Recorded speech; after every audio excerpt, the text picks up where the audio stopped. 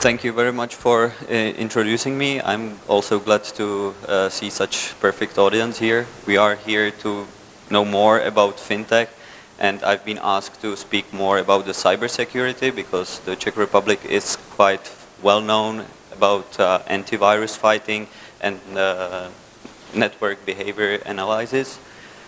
I have divided my presentation into two areas. First one will be maybe some general information about the security issues these days and cybercrime. The second part I will inform you partially about the Czech Republic, how we are doing the business, what we can provide for help, and how is the Czech ICT industry, consequently the cybersecurity industry look like. So let me start. Do you know who is this guy? Maybe you don't know, maybe yes. This is the man why we are sitting here. He's the one who has created the first hacking system into the another machine. He's the responsible. He created the precedents and he created the foundation of the PC and the computing itself. His name is Mr. Turing, and he has been responsible for the team who has broken into the Enigma, the German coding system during the Second World War. So he is the one who created the foundations why we are all sitting here playing with our laptops, with our smartphones, etc. Anyway, the cybersecurity these days is becoming very crucial. I was looking into the newspapers and point out a couple of news that hit me into my eyes. I think these days we are here facing a new challenges. The cybersecurity become a main issue. As you can see from Mr. Monkey, the cyber attacks are becoming more and more sophisticated. There are facing, or we will face, cyber attacks which will grow. It will spread into many other areas, into many industries, and we have to fight it. The worst thing what can happen will be that these days the cyber attacks are more financial motivated and they want to get some profits from it. But just imagine what happens if they will break or breach into your account and they start to change the data. It will totally mess the system and you will not believe what you can see, or you will probably not. As we see the map of the world and the countries which the highest rates of the cyber attacks, it's obvious it's connected to the access to the broadband and the availability of internet connection. The biggest is obviously USA and China. But if you will look on the prevented attacks this is from the AVAS, the Czech company, or Czech original company, you can see that the attacks starts to focus on less developed countries because there you can find much more easier targets, you can much more easier breach into the system. And probably you know that the biggest case of the financial fraud has been made by cyber attack from Russia to America, where was stolen data from the credit cards. But the newest breach, which is caused by the Lazarus group, has been made probably, but we don't know exactly, but it's based on the North Korean system. They breach into the SWIFT communication system through the small banks which had been protected so much. So the companies needs to be aware of the fact that they can be attacked through even different channels they thought they are partners with. If you will look at this map, you can see the countries where are the most or where the biggest cyber attacks origins came from. The newest or last month affected or infected web pages, you can see there is a huge increase in Russia and European countries. Coincidentally, as you see, there are about 22 countries. The majority of them are in the developed countries. On the other side, there are the emerging countries like Brazil, Vietnam, Philippines, etc., where the community is becoming more cyber educated and they are trying to use their knowledge to profit and to get gains, because the cost of living is increasing, but the income is not as high as in the Western countries. Coincidentally, not Iran and not North Korea are in the top 20 countries. So as you see here, it's just what are each countries some kind of specific in.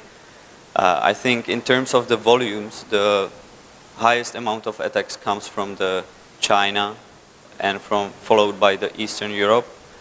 But the quality of the attacks are, or it's estimated that it comes from the Russia, because I think it's based on the tradition that the fight between during the Cold War, the countries have been trying to develop new approach how to infect it and get into the countries and get the new data to use it somehow.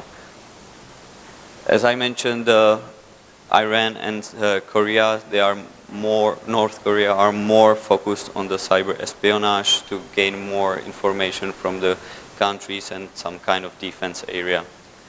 I was surprised that there was a South Korea mentioned. It is due to the relatively outdated banking system and the technology which is used. So I think this is a great opportunity for us, for all of you, to work on it, because the financial segment needs to be improved, and it offers you amazing opportunities to get into the system and secure it. These are, I would say, perfect examples of the attacks that are being used. As you see, there are new types being developed, new worms and new viruses which are being mutating around the devices. They spread easier. Blastware which attack the core infrastructure, backdoors, etc. The new trend is more on the side of how to get into the devices and how to get into the client computer or client device to get the data which can be used afterwards into the sale. As I mentioned, if you get the data, and I found the statistics, how much you can pay for the financial data from the cards that are being stolen, you can pay basically from $5 to $45 in terms of the quality of the data, and you can use it as much as you want. So if you consider the cyber attacks motivation is, as I mentioned previously, it's still being done in the way they want to get some money from it. They want to utilize it and sell and get some profit. The shares of hacktivism is coincidentally increasing. I think it's because of the unstable and not satisfied people in these days, how the politics develop. And the cyber espionage is coincidentally decreasing quite significantly, or at least the statistic says. The new stuff, what we feel and what we see is that the patterns, how the hackers act. You can see definitely the increase of online retail. You can basically ask and get some kind of services. You can ask for the DDoS attacks, some kind of malware attacks, and get to the point that it's become some kind of cybercrime as a service. Now we use the infrastructure as a service, so this is a new way how the underground economy functions. They use also marketing. In the underground economy uses some kind of bulk offers, discounts, even trials. You can try how to get into the PC, and if you are satisfied, you can use this service even further. Obviously, last but not least, it's the hackers are trying to show off. They want to know if they are capable and even rise their name so they can be hired by the underground people or even be invested by the groups to be used and utilized in the future. So as you see, the amount of attacks are being still increasing, and the reaction is obvious. All the industries are trying to invest and protect from the attacks. Just within 2 years, you can see that the increase, it's significant. It's 2 digits increase, and we expect it will continue to grow because the attacks still continue. The most affected areas are basically everything. In terms of B2C, sorry, the question is you need to keep the people and customers kind of in peace, and the mind should be peacefully operating. On the other side, the customers want to know and want to be approached by the tailor-made or personalized information. So this is quite kind of issue for the company to balance the cybersecurity and the data that they will use. In B2B, that is obviously we need to incorporate the information and the cybersecurity to the whole company, and it becomes the kind of issue of the C-level management. They need to count what happened if they are breached, if they are attacked, how they will restore the data, how to use it. For the government, obviously, it's kind of national security, information sharing with allies, and protect to another attack. In terms of security companies, they are trying to be one step ahead, and they are really doing quite nice job.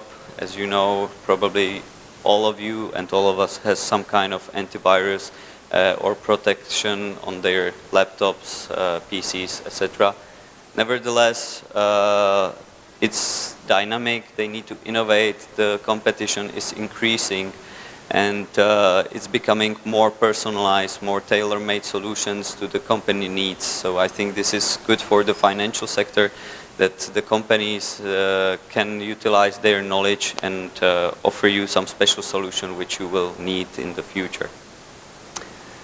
So as you see here, the investment into the cybersecurity, it's continuously increasing. The cumulated growth rate, it's about 10% every year, and it will continue as the new companies are arising. The startups are being funded through investors. This is where we see there will be the trend of obviously even maybe exponential in the real close future. And the future trend here, as you see, the mobile security, it's kind of big issues these days. We will need to use more big data to understand how it works, how we can into the system, and the attacks, as I mentioned, will be much more targeted. So these are the examples of the biggest threat in the upcoming years. As I mentioned, the mobiles and mobile or smartphones will be basically, I think, the biggest issue here. I would like to ask how many of you use some protection on your mobile? Okay, so maybe 10%, 15%. So as you see, you got pretty big issue because the security will become much more harder, and you can be breached easily, and they can steal the data not only about you or your but through your mobile they can get to the data of your company and they can misuse it somehow. So I think the mobile security is these days pretty big issue. I have spoken with the chief technology officer of the Czech company Avast in the night, and he told me this is the point where they are directing these days. And I think it's essential to build the awareness, and especially when we are using the e-banking systems and smartphones are becoming kind of a device you can even pay with the NFC technology, then it's crucial to think about the security, how you implement it and how you will use it. Another important thing is the IoT, which is a buzzword, or smart house, whatever. We are facing these days to a point where it's about 7 billion devices connected to the network, but within 3 or 4 years, up until 2020, there can be even 20 billion devices. So we can expect the attacks can come from different kind of area, and it will be much more massive. So this kind of future, we need to think how to protect, how to separate it. So maybe your financial account can be hacked by the CCTV camera in the bank as well. Obviously, the data centers, crucial network, the backbone infrastructure, defense industries, all these areas are potential big threat for the business. But last but not least, I don't know if you have seen this lady or doll before. It's kind of first connected toy to the grid, and I think this is a kind of biggest threat for the future, because the young population does not care about the cybersecurity so much. They don't pay much more attention, and they can be easily breached and easily the data misused, and you can find out in the future that the kid may find in the future that the data has been misused, and they have access to the bank accounts, to the whole identity, and they can change it. So now I would like to speak a bit about the Czech Republic. The IT segment has become really dynamic last year, or last years. As you may see, this is just a reference and example of the IT departments or IT companies that are based in the Czech Republic. As you may see, DHL or MSD and other companies have created the hubs and the headquarters for international operations. They have established the R&D centers for their operations in the Czech Republic, because it's based on the Czech tradition. We have approximately 13 universities each year. There are graduates about 7,500, and it's came from the history which was been developing even from the 1950s. The first PC has been used in the Czech Republic in the 1957. During the communism, there was a kind of big pool of people. They were using the PC, and they were trying what they can do. And they will face, after the end of communism and the Velvet Revolution, they faced to go to the market. They established their own companies, and they started to develop their own software. So it has been kind of golden age of the IT in the 1990s, and many successful companies have been developed these days, that time. So as you may see, the AVG and Avast are probably the two biggest and most well-known Czech companies around the world, protecting many of PCs these days. We are also, as the pool of the young generation, it's kind of significant, and they go and study the ICT area. They establish a lot of companies. They are establishing startups, and we as a Czech Invest are helping them to go abroad to become more successful. To show you, for example, Czech managers, which are basically these days in the global IT companies. You have 3 minutes to wrap up, please. Okay, so I will quick. They are experts in the HP, Microsoft, etc.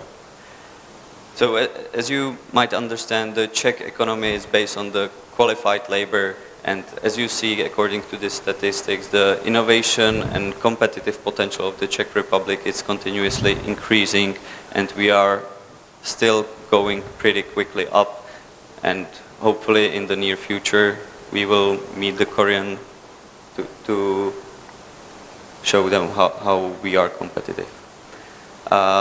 This is just example what we are doing. The companies doing not only antivirus or firewalls, they do the network behavior analysis, financial security, or even the robots and artificial intelligence to recognize how is the network going on and what is going there.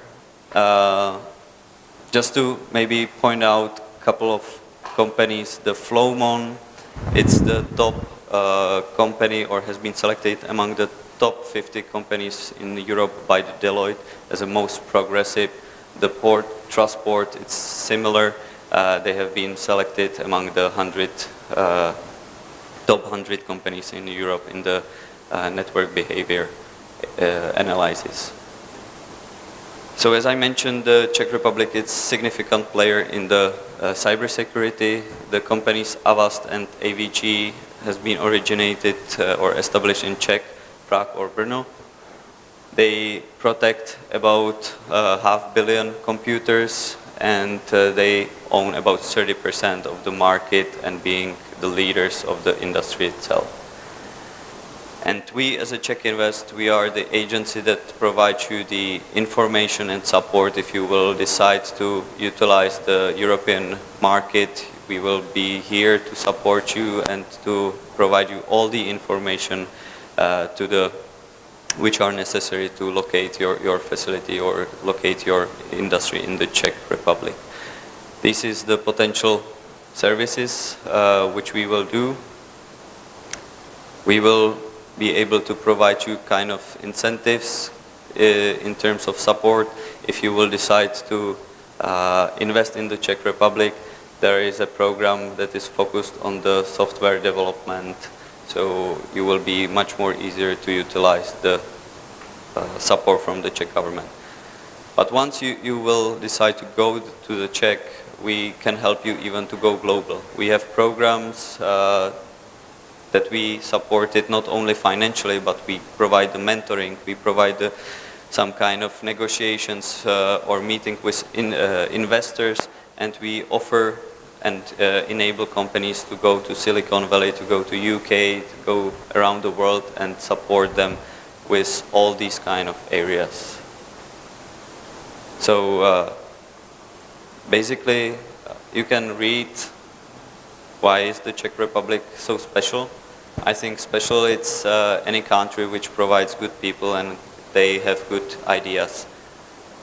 Korea, European countries, America, around the world there are amazing people who are doing amazing things, and it's just good to find the proper one. But I think, as Mr. Řehák from the Cognitive Security company mentioned last year, the Czechs are pretty important in the cybersecurity because we are not the cyber criminals, but we can know how to, or we think as they think, and we can protect the world from these attacks. So thank you very much for your attention, and I will be glad if you have any questions, let's have some coffee or even contact me on our email. So thank you very much for your attention. Any questions from the floor? Okay. Well, we have a security on the network, and then we have a security on the database itself. So we have the firewall, and then we have all the security group with the inbound, outbound rules, and then also we have AES, and then all the SHA algorithm. Now, you emphasize that the mobile may have the different kind of security issue, but I don't see from the server-side security why the mobile has differences from the standard desktop attacks in the sense of the network and then the encryption? I think you're absolutely right that there is not such big difference between the mobile phones and the other devices connected to the network. The issue is, as you may see, that there is 85, maybe 90% of people that don't protect their mobile phones or the smartphones. So that is the client side, or even the employees.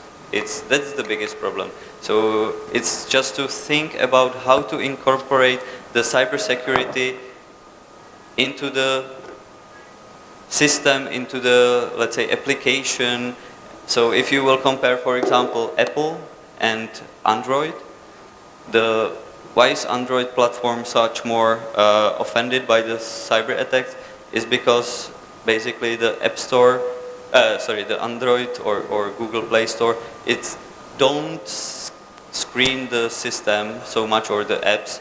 On the other side, Apple do it. So the protection of the system, it's much more visible on the Apple side. So if I will continue in it, I think it's not about the platform itself, but it's about the awareness of the companies that they need to fight the attacks because of not protection of the mobile phones by the clients or even by the employees. Okay, let's give a warm hands to Martin Jirovec. Thank you very much.